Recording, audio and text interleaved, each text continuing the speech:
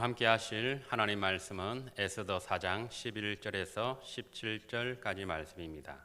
제가 봉독해 드리겠습니다.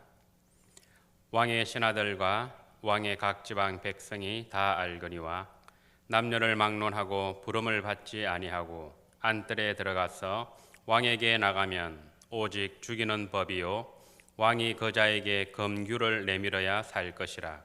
이제 내가 부름을 입어 왕에게 나가지 못한 지가 이미 30일이라 하라 하니라. 그가 에스더의 말을 모르드게에게 전하매 모르드게가 그를 시켜 에스더에게 해답하되 너는 왕궁에 있으니 모든 유다인 중에 홀로 목숨을 건지리라 생각하지 말라. 이때에 내가 만일 잠잠하여 말이 없으면 유다인은 다른 데로 말미암아 노임과 구원을 얻으려니와 노아 내 아버지 집은 멸망하리라. 내가 왕후의 자리를 얻은 것이 이때를 위함이 아닌지 누가 알겠느냐 하니 에스더가 모르드게에게 회답하여 이르되 당신은 가서 수산에 있는 유다인을 다 모으고 나를 위하여 금식하되 밤낮 3일을 먹지도 말고 마시지도 마소서. 나도 나의 시녀와 더불어 이렇게 금식한 후에 규례를 어기고 왕에게 나아가리니 죽으면 죽으리다 하니라. 모르드게가 가서 에스더가 명령한 대로 다 행하니라. 아멘. 사람들은 살아가면서 큰 일을 겪게 됩니다. 어떤 사람에게는 그 횟수가 적을 수도 있고요. 또 어떤 사람은 많은 일을 겪기도 합니다. 어떤 사람은 그 정도가 다른 사람들에 비해서 다소 약할 수도 있으며 또 어떤 사람들은 감당하기가 어려울 만큼 큰 일을 겪기도 합니다. 때로는 이런 큰 일들이 개인에게 일어나기도 하고요. 또 가족과 친족에게 그 일들이 일어날 수가 있습니다. 또한 자기가 살고 있는 지역 사회에도 이러한 일들이 일어날 수 있으면서 더 큰 범위로 보면은 국가나 민족, 나아가서 열방에까지 그 일을 겪을 수 있습니다. 1918년 스페인 독감은 전 세계 5천만 명의 목숨을 앗아갔습니다. 이것은 1차 세계대전에서 죽은 1,500만 명보다도 3배나 더 많은 숫자입니다. 각 나라와 지역은 이와 같은 전쟁과 기근과 전염병과 또 종교적인 핍박과 자연재해와 같은 일들로 큰 환난을 당하기도 합니다. 이런 일들이 일어날 때에 사람들의 반응은 어떨까요? 그냥 이런 일이 일어났구나 라고 이렇게 생각하는 사람들은 없을 것입니다. 심각하게 또 진지하게 왜 이 일이 일어났을까? 또 자신이 살아온 인생에 대해서 깊게 생각을 하게 되는 것입니다. 사람들은 편안하게 살아가고 싶고 또 특별한 일들이 내 주위에는 일어나지 않기를 바라는 것이죠. 이것을 인지상정이라고 합니다. 하지만 그러한 삶이 길어질 때에 영적 잣대를 냉정하게 자기에게 대지 못해서 둔하여질 수 있음을 우리는 알아야 하는 것입니다. 물론 영적으로 아무런 문제가 없고 또 성령이 충만한 가운데에 늘 살아간다면 욥과 같이 특별한 경우를 제외하고 하나님은 우리에게 너희들이 너무 오랫동안 평안하게 살아가는구나, 이제 슬슬 고통을 한번 줘봐야겠다라는 그런 하나님이 아니시라는 것을 우리는 잘 알고 있습니다. 유행처럼 번지고 있는 전 세계의 죄악들, 하나님을 경외하는 법을 잊어버리고 또 죄의식이 없어지고 도덕과 인륜이 땅에 떨어지는 이 시대에 하나님은 그들의 죄악을 깨닫게 하시기 위해서 보이는 것들을 사용하기도 하시고 때로는 보이지 않는 것들을 도구로 사용하신다라는 것입니다. 오늘 우리가 살펴보는 에스더서에는 각 지역에 흩어져 있는 유다 민족들에게 믿을 수 없는 일이 이제 일어난다는 것입니다. 너무나도 큰 일을 그들은 맞이하게 되었다라는 것입니다. 그들에게 어떤 일이 일어났습니까? 오늘 우리가 함께 살펴볼 에스더 4장은 이렇게 시작을 합니다. 4장 1절 말씀에 모르드게가 이 모든 일을 알고 자기의 옷을 찢고 굵은 베옷을 입고 죄를 뒤집어 쓰고 성중에 나가서 대성통곡을 한다라는 것입니다. 대궐 문 앞까지 대성통곡을 하면서 이렇게 이루고 있는 모습을 보여주고 있습니다. 이 모든 일은 어떤 일일까요?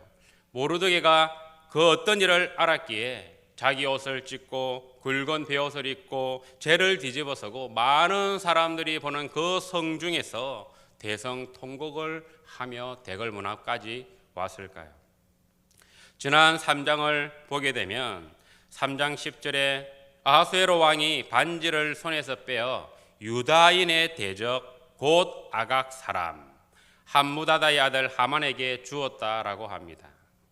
유다인의 대적이라는 그 말은 바로 이 하만이 아각 사람, 이 아각은 아말렉의 왕의 이름입니다. 아말렉의 대표로 이렇게 보여지는 이 하만, 그래서 이 에스더의 그 저자는 유다인의 대적이라고 이렇게 표현을 하고 있는 것입니다. 그 반지를 주어서 어떤 명령을 내렸냐 하면 각 지방의 문자와 각 민족의 언어로 서라는 것이죠.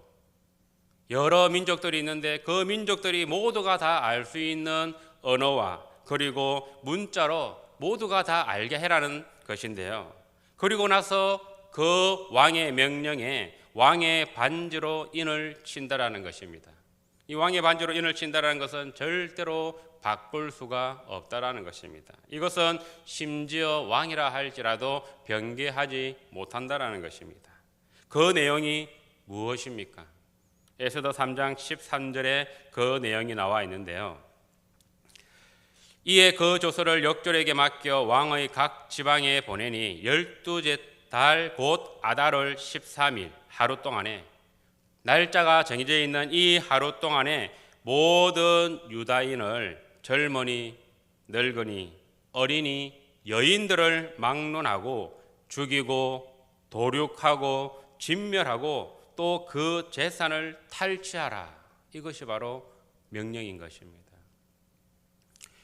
이 페르시아 제국에 흩어져 있는 유다인들이 이것을 보았을 때 그 충격이 어땠을까요?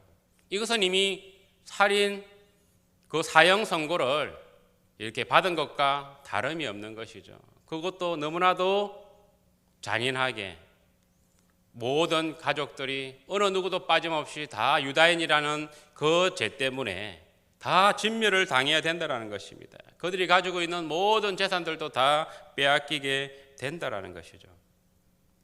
말씀을 시작하면서 사람들이 큰 일을 당하게 되면은 자신의 인생을 깊이 돌아본다고 하였습니다. 이 일이 일어난 시기는 1차 포로 기한과 2차, 3차 포로 기한의 그 사이에 있었던 일입니다. 메투엘리는 그의 주석에서 이 상황을 이렇게 표현을 하고 있습니다. 고레스가 옛 땅으로 돌아갈 수 있는 자유를 주었을 때 그들은 그냥 포로의 땅에 남아 있었는데 그것은 하나님에 대한 믿음과 자기 땅에 대한 애정이 부족했기 때문이다. 아마도 지금 그들은 자신들의 어리석음을 한탄하며 그때 하나님의 부르심에 순복했더라면 얼마나 좋았을까 하며 후회했을 것이다 라고 이렇게 적고 있습니다. 하지만 하나님은 이런 상황을 통해서 그들의 영적인 경각심을 불러일으켜서 제2차, 3차 기한으로 이어지게 하시고 또 하나님의 성전의 재건과 또 영적인 삶을 다시 세워가는데 그들을 사용하고 있다라는 것입니다.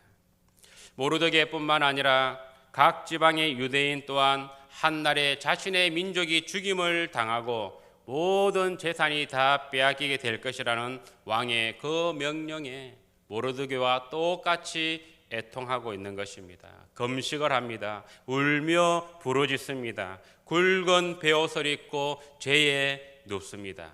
그 수가 무수하다라고 4장에 나와 있습니다. 그러므로 이 모르드게는 이 사실을 에스더에게 전하기 위해서 에스더가 아하수에로 왕에게로 가서 자기 민족을 위하여 간절히 구하라 라고 이렇게 부탁을 합니다. 이에 에스더는 모르드게가 아는 사실과 또 모르는 사실이 있음을 자신의 그 내시를 통해서 전달해 주는데요. 그 내용이 무엇이냐 하면 4장 11절 말씀에 왕의 신하들과 왕의 각 지방 백성이 다 알거니와 남녀를 막론하고 부름을 받지 아니하고 안뜰에 들어가서 왕에게 나가면 오직 죽이는 법이요 왕이 그자에게 검규를 내밀어야 살 것이라. 이것은 모든 지방 백성들이 다 알고 있는 사실이기 때문에 모르드게도 알고 있을 것입니다. 하지만 이제 내가 부름을 입어 왕에게 나가지 못한 지가 이미 30일이나 지났다. 이 사실을 모르고 있을 것이라는 것이죠.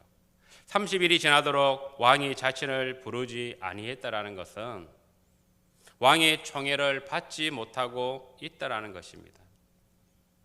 자신이 왕에게 나아가서 자신의 민족에 대한 일을 고한다 할지라도 고하기 전에 잘못하면 죽을 수 있을 가능성이 매우 높다라는 것이죠.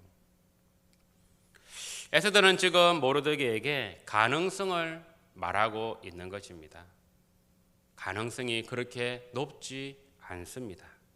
하지만 모르드게는 에스더에게 무엇으로 해답을 하냐 하면 가능성을 말하는 것이 아니라 확신을 가지고 나아가는 것입니다.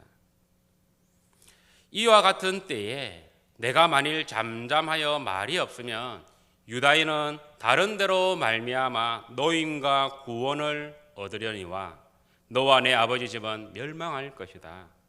내가 지금 왕후의 자리를 얻은 것이 이때를 위함이 아니냐라고 이렇게 말하고 있습니다. 모르드게는 이 확신의 근거를 어디에서 찾고 있습니까?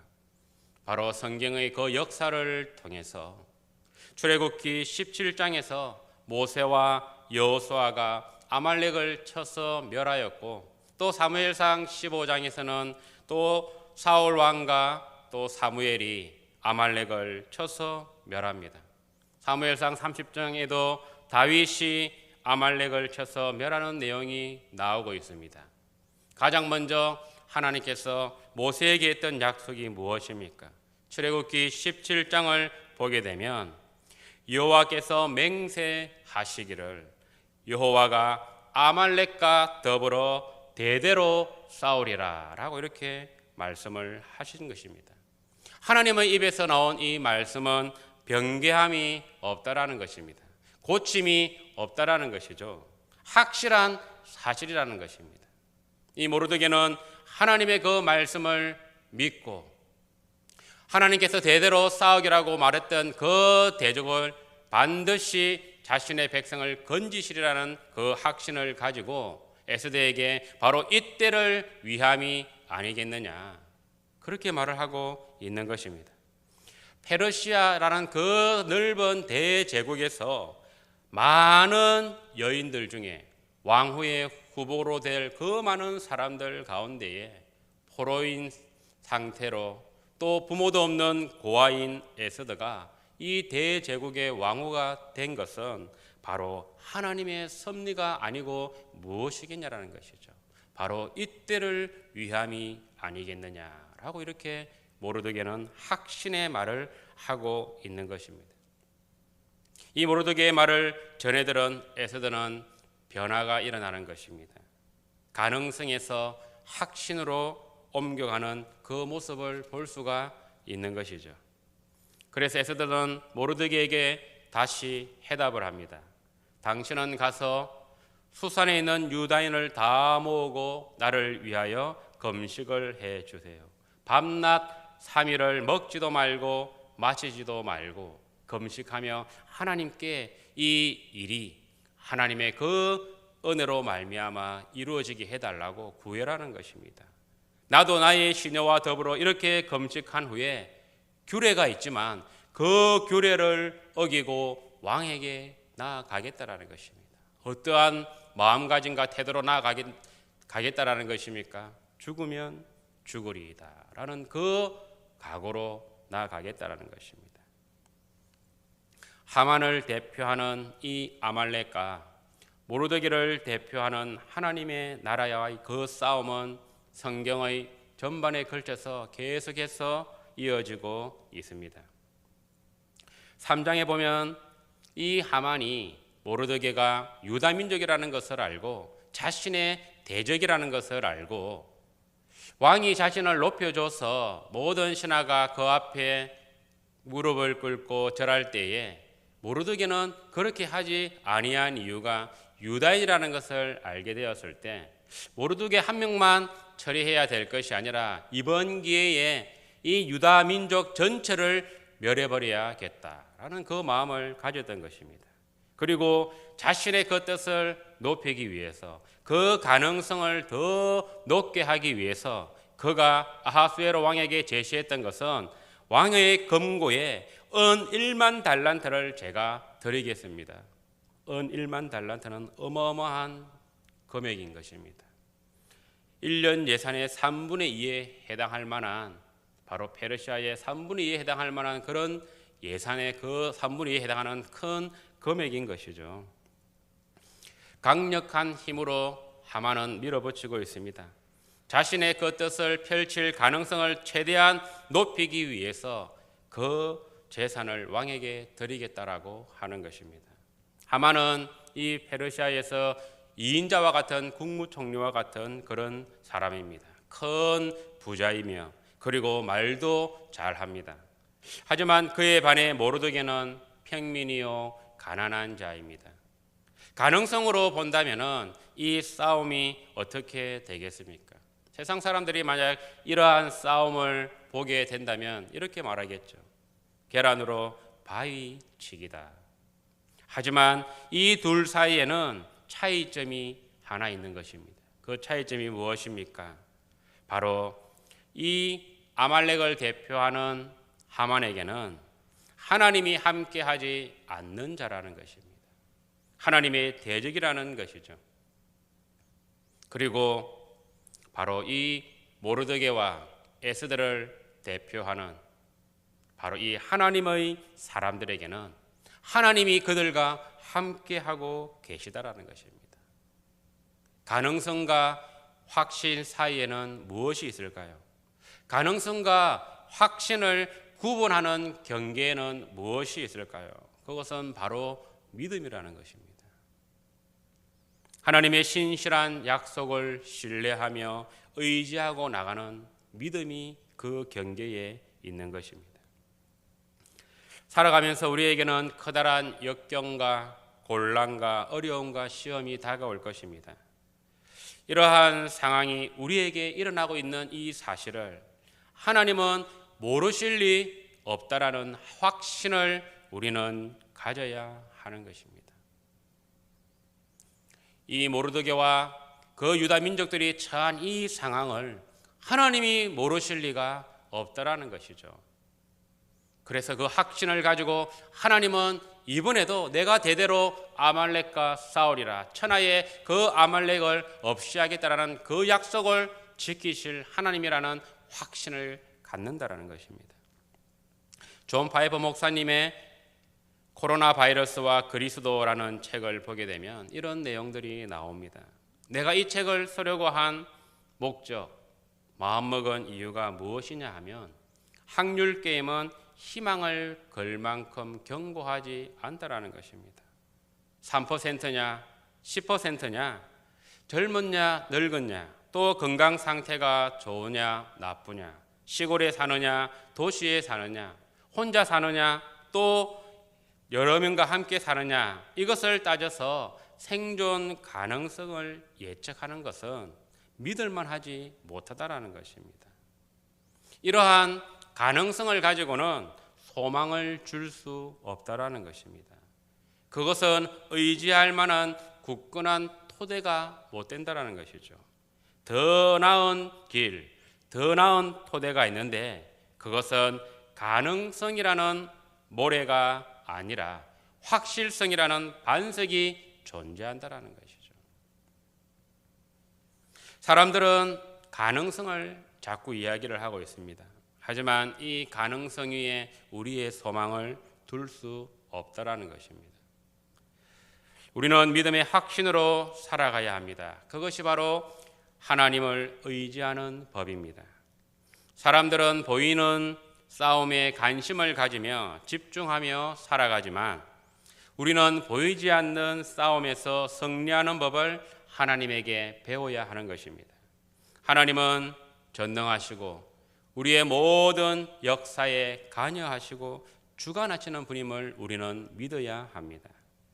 와스디 왕후를 패하는 일이나 또 에스더가 다시 페르시아의 왕후가 되는 일이나 모르드게가 아하수에로 왕의 그 암살하려고 하는 업무를 발견해서 알리는 일이나 또 뒤에 나올 내용이지만 아하수에로 왕이 잠이 오지 않아 역대일기를 한번 읽어봐라 라고 했을 때 그 내용에 모르드게의 내용이 들려지는 일이나 이 모든 일이 우연이 아니라는 것입니다. 이것이 바로 하나님의 섭리하시고 하나님의 주관하시는 역사라는 것입니다.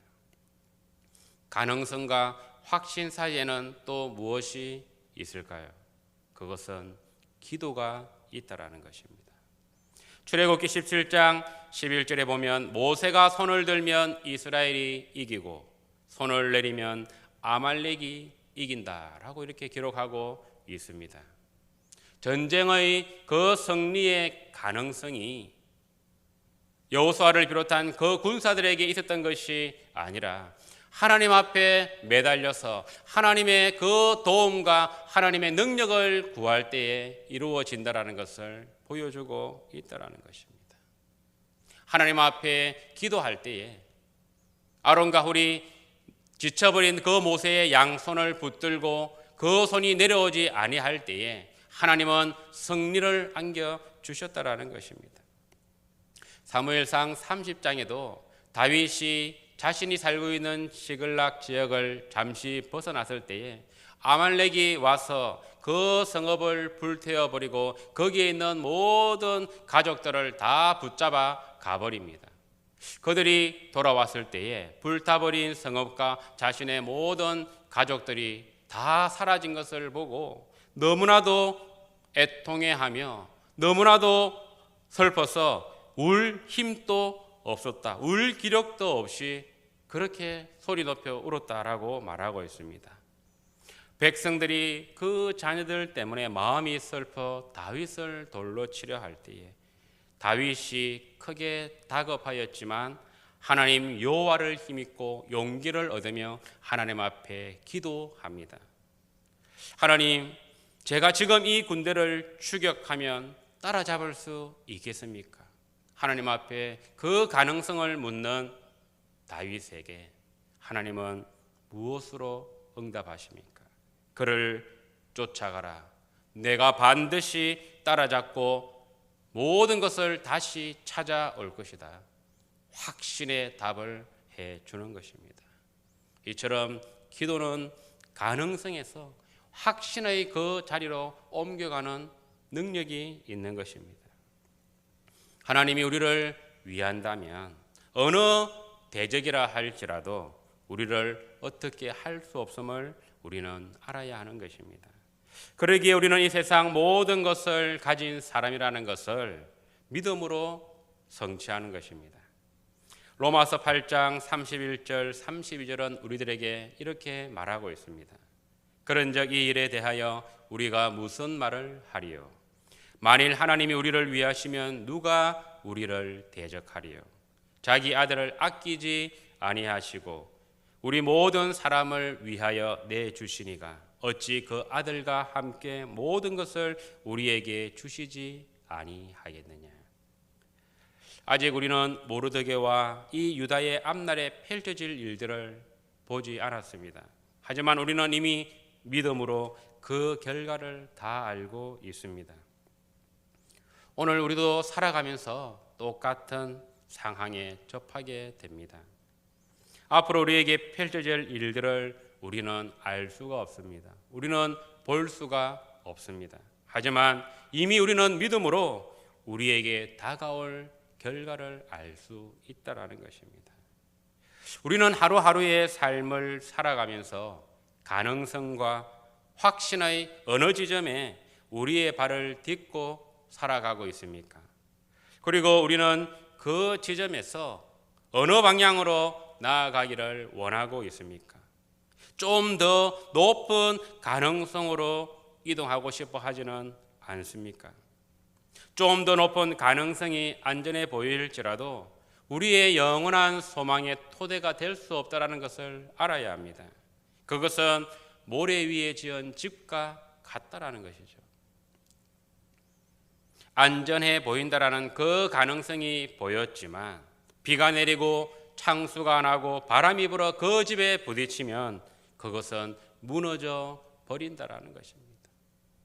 하만이 아무리 높은 가능성을 가지고 자신의 권력과 자신의 그 힘을 가지고 그 가능성을 아무리 높게 만든다 할지라도 하나님께서 한번 치시면 그냥 무너져 버린다라는 것입니다. 아무것도 없이 되어버리는 것입니다. 하지만 하나님의 확신의 반석위에 그 집을 지은 사람은 비가 내리고 창수가 나고 바람이 불어 그 집에 부딪힌다 할지라도 무너지지 않는다라는 것입니다. 열왕기상 18장 21절 말씀으로 말씀을 마무리하려고 합니다. 엘리야가 모든 백성에게 가까이 나아가서 이렇게 말을 합니다. 너희가 어느 때까지 둘 사이에서 머뭇하려느냐? 여호와가 만일 하나님이면 그를 따르고 바알이 만일 하나님이면 그를 따를지니라 라고 백성들에게 질문을 하고 있습니다. 세상의 풍요와 그리고 안정을 가져다 줄 그 가능성이 있어 보이는 바알의 편에 설 것인지, 바알을 신뢰하면 우리가 원하는 것을 얻을 수가 있어. 그 가능성을 좀 더 높일 수가 있는 그 편에 설 것인지, 아니면 때로는 풍파가 찾아오고 때로는 큰일이 닥쳐온다 할지라도 거센 바람과 역경 속에서도 굳건히 서 있을 영원한 확신의 그 편, 하나님의 편에 설 것인지 오늘 선택하는 저와 여러분이 되시기를 주님의 이름으로 축복합니다. 기도하겠습니다. 하나님 아버지, 오늘도 진리의 말씀으로 우리를 인도하시니 감사드립니다. 가능성과 확신 사이에 서 있는 우리들의 모습을 믿음의 눈으로 보게 하옵소서. 그리고 가능성에 우리 삶의 토대를 두는 것이 아니라 영원한 언약인 하나님의 말씀의 확신 위에서 승리하며 살아가는 저희들이 될 수 있도록 인도하여 주시옵소서. 감사를 드리며 예수님의 이름으로 기도드립니다. 아멘. 하늘에 계신 우리 아버지여, 이름이 거룩히 여김을 받으시오며 나라가 임하시오며 뜻이 하늘에서 이루어진 것 같이 땅에서도 이루어지이다. 오늘 우리에게 일용할 양식을 주시옵고 우리가 우리에게 죄 지은 자를 사하여 준 것 같이 우리의 죄를 사하여 주시옵고 우리를 시험에 들게 하지 마시옵고 다만 악에서 구하시옵소서. 나라와 권세와 영광이 아버지께 영원히 싸움나이다. 아멘.